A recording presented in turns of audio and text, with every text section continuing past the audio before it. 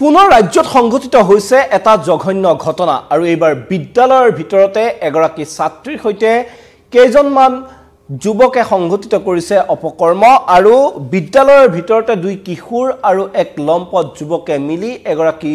ছাত্ৰীক চলালে উৎপীড়ন এগৰাকী দশম শ্ৰেণীৰ ছাত্ৰীক বিদ্যালয়ৰ ভিতৰতে এনেধৰণে উৎপীড়ন চলোৱা ঘটনাই এতিয়া সকলোকে হতচকিত কৰি তুলিছে আৰু তীব্ৰ প্ৰতিক্ৰিয়াৰ সৃষ্টি হৈছে এই ঘটনাক লৈ আৰু বঙাইগাঁৱত সংঘটিত হৈছে এই চাঞ্চল্যকৰ ঘটনা। নমস্কাৰ, মই মিতু পৱনে স্বাগতম জনাইছো নিউজ 18 অসম নৰ্থ ইষ্টৰ ডিজিটেল লাইভলৈ। আৰু এটা অতি উদ্বেগজনক খবৰ যে বঙাইগাঁৱত এখন বিদ্যালয়ৰ ভিতৰতে এগৰাকী দশম শ্ৰেণীৰ ছাত্ৰীক চলোৱা হৈছে উৎপীড়ন আৰু দুই কিশোৰ আৰু এজন যুৱকে মিলি এই জঘন্য কাণ্ড সংঘটিত কৰিছে। বিদ্যালয় চলি থকাৰ সময়তে বিদ্যালয়ত অনধিকাৰ প্ৰৱেশ কৰি দুই কিশোৰ আৰু এজন যুৱকে সংঘটিত কৰিলে এই চাঞ্চল্যকৰ ঘটনা। ছাত্ৰীগৰাকীক চক্ৰান্তৰে বিদ্যালয়ৰ পিছফালে মাতি নি দুই কিশোৰ আৰু যুৱকে চলালে নিৰ্যাতন, যি ঘটনাক লৈ এতিয়া তীব্ৰ প্ৰতিক্ৰিয়াৰ সৃষ্টি হৈছে সমগ্ৰ বঙাইগাঁৱতে। আৰু বিদ্যালয় চলি থকাৰ সময়তে বিদ্যালয়ৰ ভিতৰত কিদৰে এগৰাকী ছাত্ৰীক সৈতে এনেদৰে অপকৰ্ম সংঘটিত কৰিব পাৰিলে তাক লৈ এতিয়া বহু প্ৰশ্নৰ উত্থাপন হৈছে। বিদ্যালয় কৰ্তৃপক্ষৰ বিৰুদ্ধেও এতিয়া অভিযোগৰ আঙুলি উঠিছে। এখন বিদ্যালয়ত কিদৰে বাহিৰৰ পৰা দুজন কিশোৰ আৰু এজন যুৱকে প্ৰৱেশ কৰি এগৰাকী ছাত্ৰীৰ সৈতে এনে নিকৃষ্ট কাণ্ড সংঘটিত কৰিব পাৰিলে তাক লৈ এতিয়া প্ৰশ্ন উঠিছে যে বিদ্যালয় কৰ্তৃপক্ষৰ প্ৰকৃততে দায়িত্বজ্ঞানহীন কৰ্মকাণ্ড তেওঁলোকে কৰি আহিছিল নেকি দীৰ্ঘদিনৰে পৰা। ছাত্ৰীসকলৰ নিৰাপত্তাৰ বাবে বিদ্যালয় কৰ্তৃপক্ষই প্ৰয়োজনীয় ব্যৱস্থা লোৱা নাছিল নেকি তেনেধৰণৰ প্ৰশ্ন উত্থাপন হৈ আহিছে। আৰু আটাইতকৈ উদ্বেগজনক কথাটো হ'ল বিদ্যালয়ৰ ভিতৰত এনেধৰণে অনাধিকাৰ প্ৰৱেশ কৰি এগৰাকী ছাত্ৰীৰ সৈতে অপকৰ্ম কৰাই নহয়, সেই সমগ্ৰ কাণ্ডৰ ভিডিঅ' মোবাইল কেমেৰাত বন্দী কৰিছিল এটা কিশোৰে। আৰু এই জঘন্য কাণ্ডৰ উমান পোৱা মাত্ৰকে বিদ্যালয়খনৰ শিক্ষাৰ্থী আৰু স্থানীয় ৰাইজে তিনি যি অভিযুক্ত আছে দুই কিশোৰ আৰু এজন যুৱক তেওঁলোকক কৰায়ত্ব কৰি আৰক্ষীক চমজাই দিছে। আৰু দুই কিশোৰৰ বয়স হ'ল 16 আৰু 14 বছৰ। লগতে আৰক্ষীয়ে দিলদাৰ আলী নামৰ আনটো লম্পট যুৱকক গ্ৰেপ্তাৰ কৰিবলৈ সক্ষম হৈছে। এই দুই কিশোৰ 16 আৰু 14 বছৰীয়া দুই কিশোৰক আৰক্ষীয়ে আটক কৰিছে, তাৰ সমান্তৰালকৈ গ্ৰেপ্তাৰ কৰিছে দিলদাৰ আলী নামৰ আনটো লম্পট যুৱকক। আৰু এই ঘটনাক লৈ এতিয়া তীব্ৰ প্ৰতিক্ৰিয়াৰ সৃষ্টি হৈছে সমগ্ৰ বঙাইগাঁৱত। বিদ্যালয়ৰ ভিতৰত তিনিজনকৈ এনে দুৰ্বৃত্তই প্ৰৱেশ কৰি কিদৰে এগৰাকী ছাত্ৰীৰ সৈতে এনেধৰণৰ নিকৃষ্ট কাণ্ড সংঘটিত কৰিব পাৰিলে। কেৱল অপকৰ্ম সংঘটিত কৰাতেই ক্ষান্ত নাথাকি এই তিনি উদণ্ড যুৱক তথা কিশোৰে এই সমগ্ৰ জঘন্য কাণ্ডৰ ভিডিঅ' কৰিলে মোবাইলত আৰু তাৰ পিছতে তেওঁলোকৰ যি এই জঘন্য কাণ্ড সেই কাণ্ড একাংশ শিক্ষাৰ্থীৰ দৃষ্টিগোচৰ হোৱাত স্থানীয় ৰাইজৰ সহযোগত সেই যুৱক তথা কিশোৰ কেইজনক কৰায়ত্ব কৰিবলৈ সক্ষম হৈছে। আৰু অভিযোগ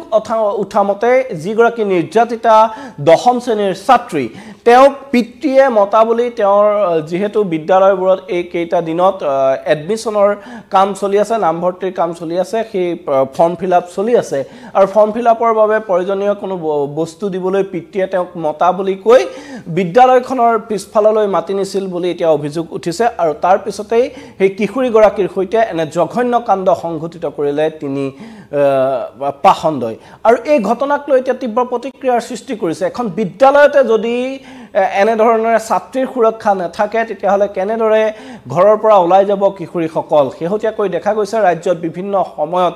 যে নাৰীৰ ওপৰত এনে জঘন্যতম অপৰাধ ধাৰাবাহিকভাৱে বৃদ্ধি পাইছে। এক কথাত ৰাজ্যত এতিয়া চৌদিশে সুৰক্ষা নোহোৱা হৈছে নাৰীৰ। বিভিন্ন সময়ত নাৰীৰ ওপৰত নিৰ্যাতনৰ ঘটনা ধাৰাবাহিকভাৱে বৃদ্ধি পাইছে। আৰু তাৰ মাজতে পুনৰ বঙাইগাঁৱত এখন বিদ্যালয়ৰ ভিতৰতে এগৰাকী দশম শ্ৰেণীৰ ছাত্ৰীক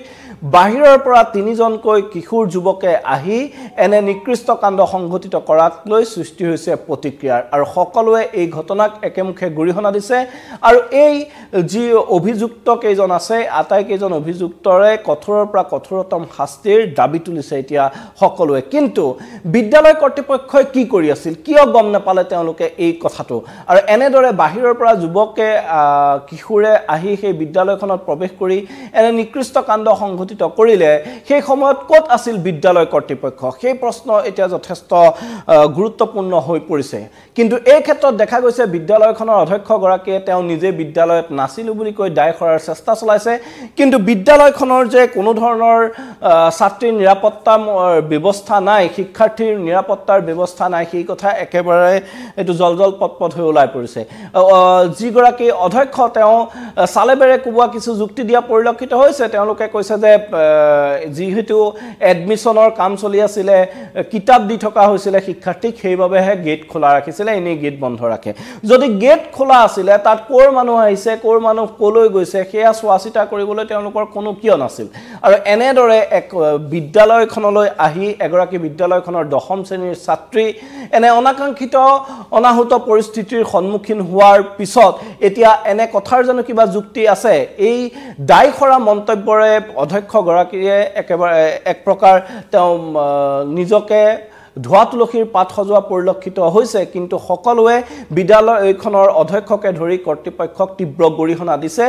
কাৰণ বিদ্যালয় কৰ্তৃপক্ষই বিদ্যালয়খনত বিদ্যালয় চলি থকাৰ সময়ত এগৰাকী ছাত্ৰীক সুৰক্ষা দিয়াত এতিয়া চূড়ান্ত ৰূপে ব্যৰ্থ হৈছে এই বিষয়টোত এতিয়া শিক্ষামন্ত্ৰী তথা ৰাজ্যৰ মুখ্যমন্ত্ৰীৰ দৃষ্টিগোচৰ কৰাবলৈ একাংশ দল সংগঠনে এতিয়া দাবী উত্থাপন কৰিছে আৰু তেওঁলোকৰ বিৰুদ্ধেও ব্যৱস্থা গ্ৰহণৰ দাবী উঠিছে আমাৰ ওচৰত কিছু মন্তব্য আছে কি কৈছে স্থানীয় দল সংগঠনে কি কৈছে বিদ্যালয়খনৰ অধ্যক্ষই এই জঘন্য কাণ্ডক লৈ সেই মন্তব্য শুনাই ল'ব বিচাৰিছো গেট খোলাৰ সুবিধা লৈ এই ল'ৰা তিনিজন প্ৰৱেশ কৰিছিল আৰু প্ৰৱেশ কৰি যে ছোৱালীজনীৰ পৰা মই জানিব পাৰিলোঁ তাইক মাতি লৈ গৈছিল বোলে দেউতাকে মাতা বুলি যে পিছফালেতো আমাৰ কোনো নাইয়ে এতিয়া আৰু মই এবাৰ ৱাৰ্ণিং দিয়ে গৈছোঁ কোনেও যাতে পিছফালে নাযায় এতিয়া ইহঁতৰ কি উদ্দেশ্য আছিল কিন্তু এতিয়াতো আমি ক'বই লাগিব তেনেকুৱা ধৰণৰ কাৰণ ছোৱালীজনীৰ স্কুলত এতিয়া তাৰ সুৰক্ষা আমাৰ স্কুলৰ ছাত্ৰী স্কুলত সুৰক্ষা আছে এতিয়া ইহঁতে বাহিৰৰ পৰা আহি মনে মনে প্ৰৱেশ কৰিছে আমিতো গম নাপাওঁ এটা কথা দুখ পাইছোঁ স্কুল খোলা আছিল তাত প্ৰিন্সিপাল আছিল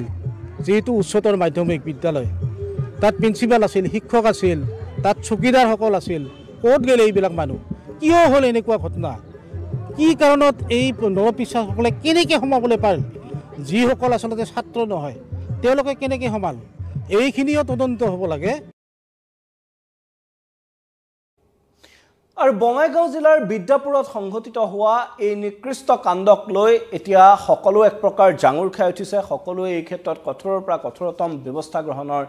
দাবী উত্থাপন কৰিছে তাৰ সমান্তৰালকৈ আমাৰ যুৱ প্ৰজন্মৰ যি উচ্ছৃংখলতা তাক লৈ উদ্বেগ প্ৰকাশ কৰিছে এতিয়া সচেতন প্ৰতিজন লোকে কিদৰে একাংশ যুৱ প্ৰজন্মৰ লোকে এনে জঘন্য কাণ্ড সংঘটিত কৰিবলৈ কুণ্ঠাবোধ নকৰা হৈছে বিদ্যালয়ৰ ভিতৰত প্ৰৱেশ কৰি এগৰাকী ছাত্ৰীৰ সৈতে এনে দুৰ্ব্যৱহাৰ কৰাই নহয় সেই সমগ্ৰ কাণ্ডৰ ভিডিঅ' ৰেকৰ্ডিং কৰি এক প্ৰকাৰ ব্লেকমেইলিঙৰ যে ফন্দি পাতিছিল এই যুৱক তথা কিশোৰ কেইজনে সেই কথা স্পষ্ট তেওঁলোকে সমগ্ৰ ঘটনাৰ ভিডিঅ' ৰেকৰ্ডিং কৰিছিল আৰু সেয়া ইতিমধ্যে সকলোৱে দেখিছে আৰু সেই ভিডিঅ' ৰেকৰ্ডিঙেৰে পাছত ব্লেকমেইলিং কৰি তেওঁলোকে যে পৰৱৰ্তী তেওঁলোকৰ কিছু অপৰাধমূলক পৰিকল্পনা আছিল সেই কথা এক প্ৰকাৰ নিশ্চিত আৰু এনে ধৰণৰ ঘটনা এতিয়া দেখাবলৈ পোৱা গৈছে যে আমাৰ সমাজখনক ধাৰাবাহিকভাৱে বৃদ্ধি পাইছে এনে ধৰণৰ ঘটনা এক প্ৰকাৰ সানি ধৰিছে আমাৰ যুৱ প্ৰজন্মক আৰু আমাৰ ঘৰতে এতিয়া সুৰক্ষা নোহোৱা হৈছে নাৰীৰ এইখন ৰাজ্যত বিদ্যালয়লৈ এতিয়া ছাত্ৰীক পঠিয়াবলৈ ভয় খাবলগীয়া এক পৰিৱেশ আহিছে আৰু বিদ্যালয় কৰ্তৃপক্ষসমূহ এই ক্ষেত্ৰত যথেষ্ট সজাগ সচেতন হোৱাটো অতিকে প্ৰয়োজনীয় যেহেতু সমাজখনৰ এনে স্খলনে এতিয়া সকলোকে উদ্বেগ বৃদ্ধি কৰিছে সকলোৰে উদ্বেগ বৃদ্ধি কৰিছে আৰু তেনে সময়ত এতিয়া সকলো সমাজখনৰ বাকি যি সকল লোক আছে সকলো কিন্তু এই ক্ষেত্ৰত সচেতন হ'ব লাগিব আৰু দায়িত্বশীল হ'ব লাগিব এইখন যি বিদ্যাপুৰৰ বিদ্যালয়খন আছিল সেই বিদ্যালয়খনৰ কৰ্তৃপক্ষৰ এই সমগ্ৰ ঘটনাত কিন্তু চূড়ান্ত গাফিলতি আছে তেওঁলোকে যিমানেই নিজকে ধোৱা তুলসীৰ পাত সজাবলৈ চেষ্টা নকৰক কিয় বিদ্যালয় চলি থকাৰ সময়ত বাহিৰৰ পৰা কোনো লোক প্ৰৱেশ কৰি তাত থকা ছাত্ৰীৰ সৈতে অপকৰ্ম কৰিব আৰু মই বিদ্যালয়ত নাছিলো বুলি কৈ অধ্যক্ষজন হাৰি যাব এনে ধৰণৰ ঘটনা হ'ব নোৱাৰে ইয়াৰ বাবে তেওঁলোকে দায়িত্ব স্বীকাৰ কৰিব লাগিব আৰু ইয়াৰ শুধৰণি তেওঁলোকে কৰিব লাগিব সেই কথা কিন্তু এক প্ৰকাৰ নিশ্চিত আৰু তেনে ধৰণে এতিয়া সেই অঞ্চলটোৰ যি স্থানীয় ৰাইজ আছে দল সংগঠন আছে সকলোৱে কিন্তু সেই দাবীকে উত্থাপন কৰিছে কাৰণ বিদ্যালয় কৰ্তৃপক্ষই ইমান এটা জঘন্য ঘটনাক লৈ যদি এনে দায়খৰা মন্তব্য দিয়ে পৰৱৰ্তী সময়ত আন অভিভাৱকসকলে সেই বিদ্যালয়খনলৈ নিজৰ ছোৱালীজনীক কেনেকৈ প্ৰেৰণ কৰিব আজি কিতাপ দি আছিল আজি এডমিশন চলি আছে নামভৰ্তি চলি আছে বুলি ধুবাং বাংকে গেট খুলি থোৱা আছে তেওঁলোকে কোনো ধৰণৰ কথা গম নাপায় বুলি ক'লেই জানো মানে ল'ব পাৰি কাৰণ নিজৰ সন্তানক সেই বিদ্যালয়খনলৈ পঠিওৱাৰ পৰা এই শিক্ষাৰ্থীসকলৰ যিকোনো অঘটন সংঘটিত হ'ব পাৰে এনেদৰে যদি বাহিৰৰ পৰা লোক বিদ্যালয়খনত প্ৰৱেশ কৰি ইমান ডাঙৰ ঘটনা ইমান ভয়ংকৰ অপৰাধ সংঘটিত কৰিব পাৰে তেতিয়াহ'লে সেই বিদ্যালয়খনত শিক্ষাৰ্থীৰ সুৰক্ষা ক'ত সেইটোৱে হৈ পৰিছে আটাইতকৈ ডাঙৰ প্ৰশ্ন আৰু এই ক্ষেত্ৰত বিদ্যালয়খনৰ কৰ্তৃপক্ষৰ যে গাফিলতি আছে সেই কথা নিশ্চিত এতিয়া সকলোৱে সেই কথা একেমুখে উচ্চাৰণ কৰিছে আৰু এই ক্ষেত্ৰত বিদ্যালয়খনৰ কৰ্তৃপক্ষই যে পৰৱৰ্তী সময়ৰ বাবে অধিক সচেতন হ'ব লাগিব সেই কথা নিশ্চিত তাৰ সমান্তৰালকৈ কিন্তু এই যি বঙাইগাঁৱৰ ঘটনা বিদ্যাপুৰত এখন বিদ্যালয়ত প্ৰৱেশ কৰি 10ম শ্ৰেণীৰ এগৰাকী ছাত্ৰীক দুজনকৈ কিশোৰ আৰু এজন যুৱকে এনেধৰণে অপকৰ্ম কৰাৰ চেষ্টা চলালে সেই ঘটনাই কিন্তু এতিয়া সকলোকে আচৰিত কৰি তুলিছে এই 16 বছৰীয়া 14 বছৰীয়া কিশোৰ এনে জঘন্য অপৰাধ কৰিবলৈ কুণ্ঠাবোধ নকৰা হৈছে মুকলিকৈ তেওঁলোকে এনে অপৰাধ সংঘটিত কৰিব পৰা হৈছে কিয় এনে ধৰণৰ ঘটনা ধাৰাবাহিকভাৱে বৃদ্ধি পাইছে এই ক্ষেত্ৰত কিন্তু সকলো সজাগ হোৱাটো অতি প্ৰয়োজন হৈ পৰিছে আৰু অভিভাৱকসকলেও নিজৰ সন্তানে কি কৰি আছে কি কৰি থকা নাই সেয়া চোৱাটো অতি প্ৰয়োজনীয় হৈ পৰিছে আৰু